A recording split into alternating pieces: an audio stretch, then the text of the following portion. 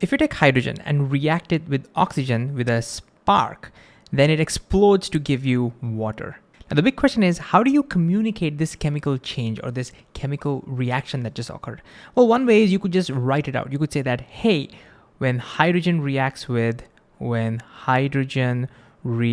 that's gonna take a lot of time. I'm gonna write that down. Another way to communicate this is, for example, we can draw. So we could, for example, draw hydrogen. Here's one hydrogen atom. Oh my God, that's gonna take a lot of time as well. So the big question that we wanna try and answer in this video is, how can we efficiently communicate chemical reactions and chemical changes? So let's find that out.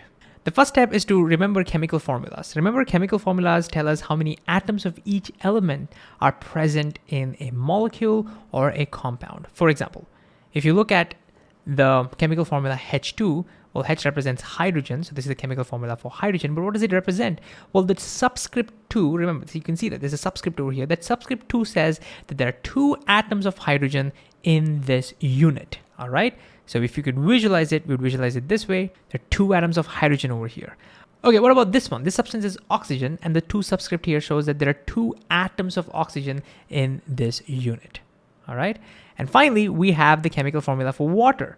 What does this say? Well, in 1 unit of water, we'll have 2 atoms of hydrogen because there's subscript 2 and 1 atom of oxygen. If there is no subscript, it means there's only 1. So 2 atoms of hydrogen and 1 atom of oxygen connected together to give you 1 unit of water or 1 molecule of water over here. Okay, so that's the chemical formula. Now that we have this, we're ready to find out the most efficient way to communicate chemical changes, and that is via chemical equations. But what exactly is a chemical equation? Well, the best way to learn about them is directly with an example. So let's see the most efficient way to communicate the reaction that we spoke about, right? Here goes, boom. Okay, let's break this down, okay? First of all, you can see some stuff on the left side of the arrow mark. These are called the reactants, and the stuff on the right side of the arrow mark are called the products. So over here we have 2 reactants and we have 1 product, okay? And now here's how we read it. We will say hydrogen reacts with oxygen to produce water. There you go. Okay, let's take some more examples, all right? Here's another example. In this example, you can see there's only 1 reactant and 2 products. So since it's not reacting with anything else, this is breaking apart, okay? So here's how we would read it.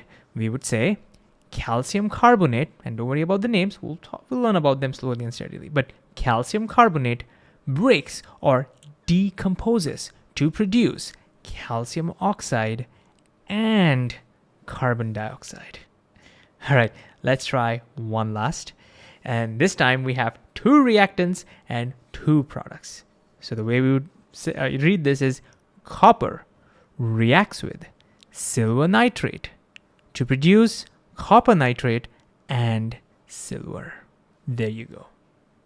This now brings us to the last concept and the most important concept, and that is the law of conservation of matter, which says matter can neither be created nor destroyed, which means in our case, atoms can neither be created nor destroyed. Remember, in a chemical reaction, atoms only rearrange to form new stuff. So this means for every element, the number of atoms on the left side should exactly equal the number of atoms of those elements on the right side.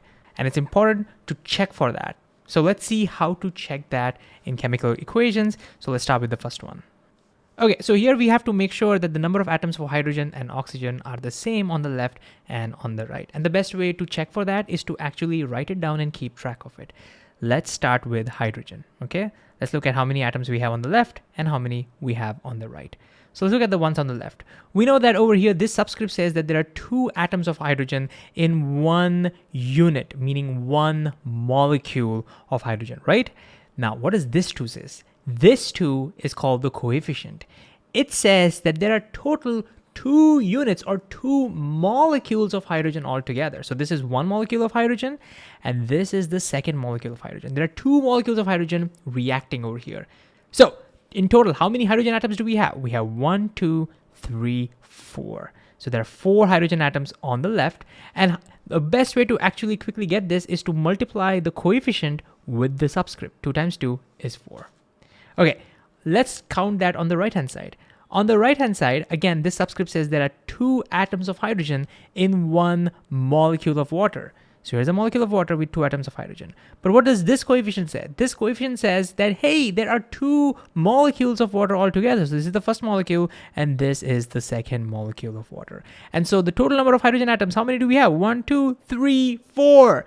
4. And so it works out. We have exactly 4 on the left, 4 on the right. So no atoms of hydrogen are created or destroyed. Perfect.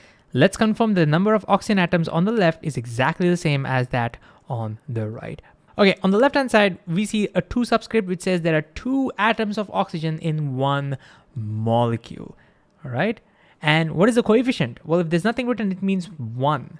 And it means there's only 1 molecule of oxygen reacting over here. So this is it. So how many atoms of oxygen do we have on the left? We have 2.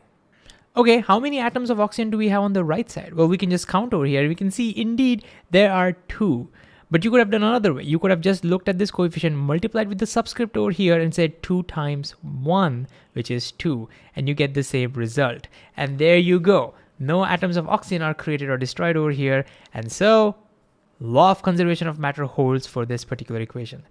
In other words, we also say this chemical equation is balanced. Okay, your turn. Why don't you look at this one and count the number of atoms of each element on the left and right and see if it's balanced or not. All right, let's do this. So how many carbons do we have on the left? Well, we have carbon here, subscript is 1, and there's only 1 coefficient, so 1 times 1 is just 1. Same is the case over here. 1 times 1 is 1, and so we have 1 each. What about hydrogen? Well, we have 4 over here, and there's only 1 coefficient, so 1 times 4 is 4. How many do we have on the right? Well, we have subscript 2, and we have a coefficient of 2, so 2 times 2 is 4. What about oxygen? Well, oxygen on the left, we have 2 here, and there's 2 here, so 2 times 2 is 4. So we have 4 on the left, and how many on the right? Well, we have 2 over here, and what about over here? Is it 1? No, remember, you have to multiply with the coefficient. There are 2 molecules of water, so 2 times 1 is 2, and therefore you get 2 plus 2, which is 4. There we have it. This equation is also balanced. So long story short, chemical equations are the best way to communicate chemical changes or chemical reactions. Substances on the left side of the arrow marks are called reactants, and on the right side of the arrow marks are called products. And the arrow mark, which separates the reactants from the products, represents a change that has happened. And different substances are separated by a plus sign. And most importantly, according to the law of conservation of matter, matter can neither be created nor destroyed, which means that atoms cannot be created nor destroyed in a chemical reaction. They only rearrange themselves. And that's why it's important to count them. And the best way to count them is to look at the coefficient, look at the subscript, and then multiply them. And you count them and make sure that the number of atoms for each element is the same on the left and on the right.